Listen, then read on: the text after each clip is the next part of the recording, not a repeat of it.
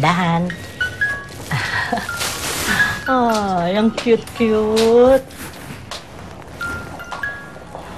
Buti pinasundo mo ako sa probinsya, Lisa.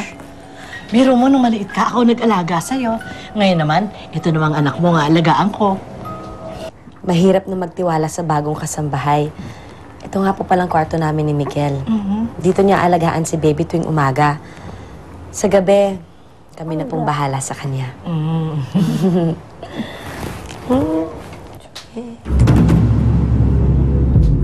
Lisa, may babae. Nakatingin dito. Babae? Sino pong babae? Lisa, makinig ka sa akin. Magmula nung maliit ka, ako nag-alaga sa'yo. At ayokong pababayaan kita. Mas lalo na ngayon na may anak ka na. Hindi ko papayagang mapahama kayo. Lisa, masama ang kutob ko sa bahay na ito. Kapag lumakas yung multo na yan, baka kung ano mangyari.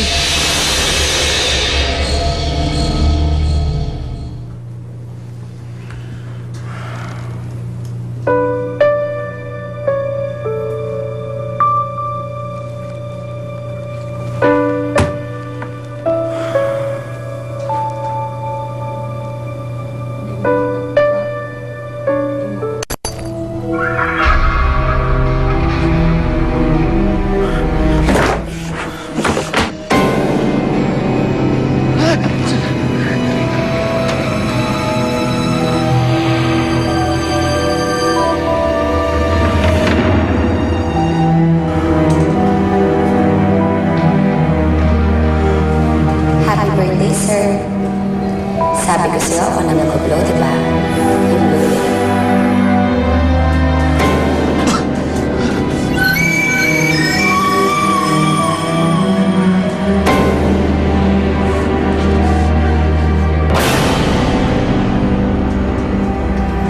Hindi mo ba talaga nagustuhan yung regalo ko sa'yo, sir?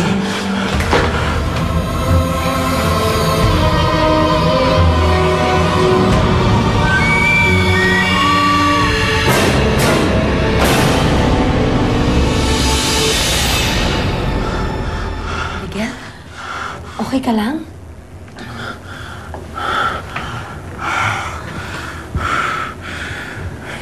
Okay lang ako. Sama lang yung panaginip. Ano? Wala. Naitip lang ako sa dami na trabaho. Sige. Halika, mag-dinner na tayo. It's your birthday. We have to celebrate. Halika na. Tara.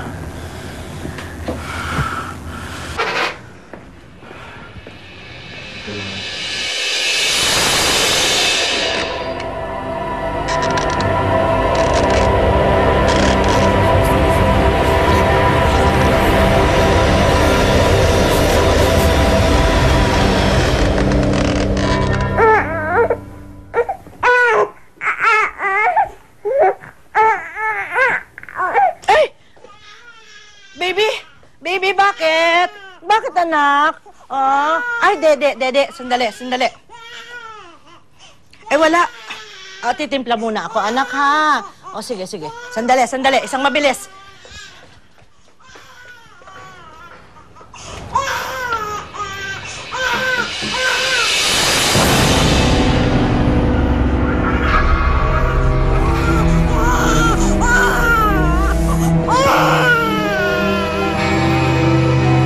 Dahilan kung bakit ako iniwan ni Miguel.